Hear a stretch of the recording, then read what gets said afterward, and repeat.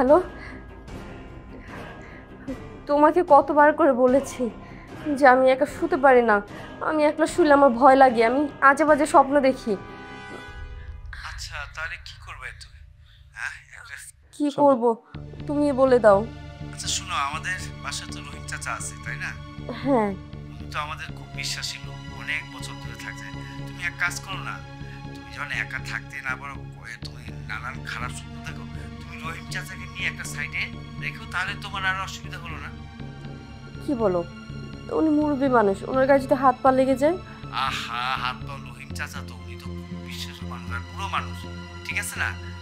ওইটা কি হবে না, সমস্যা হবে না। আচ্ছা ঠিক আছে, আমি রহিম চাচাকে ডাক দিচ্ছি, রাখছি। রহিম চাচা, রহিম চাচা। ম্যাডাম ডাকছেন? চাচা, কিভাবে যে কথাটা বলি, আপনি তো জানেন যে আপনার স্যার বাড়িতে থাকে না। আসলে একা শুইতে আমি খুব ভয় পাই। যদি কিছু মনে না করেন তাহলে আপনি আমার পাশে একটু শুবেন। ম্যাডাম এইটা কি কোন সাহেবের শুনলে কি কইব আমারে? আপনার স্যার বলেছে যে আপনি আমার বিছানায় শুতে কোনো সমস্যা নেই। ঠিক আছে, সাহেব যখন বলছে। চাচা, আসুন আপনি আমার পাশে শুন।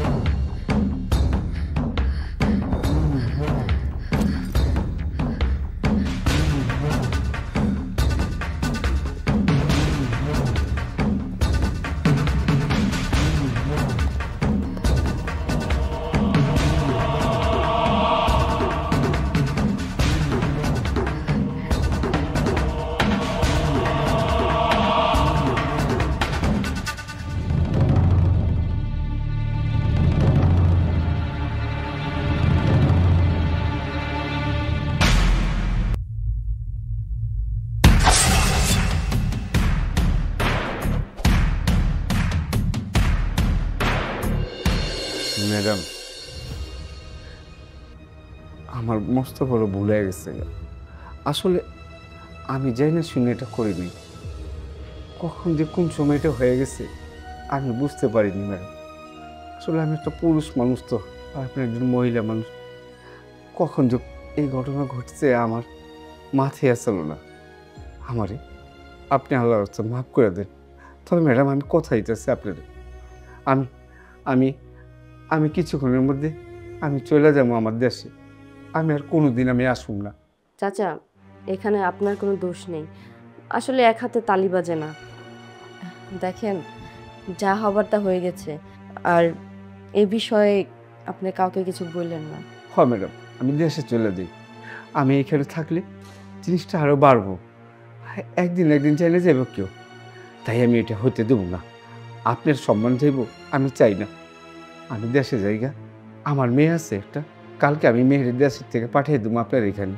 সেই এখানে কাজ করব, আপনার দেখশন করব, আপনার কোনো অসুবিধা হইব না। আর আমি আমার এই চেহারাটা কোনোদিন আপনার দেখাবো না ম্যাডাম।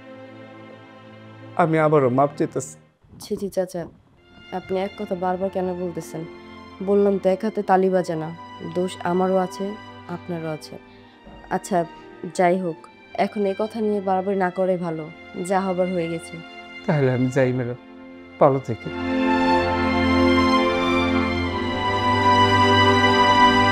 ছি, আমি এই কাজটা কিভাবে করতে পারলাম? আমার দোষ কি?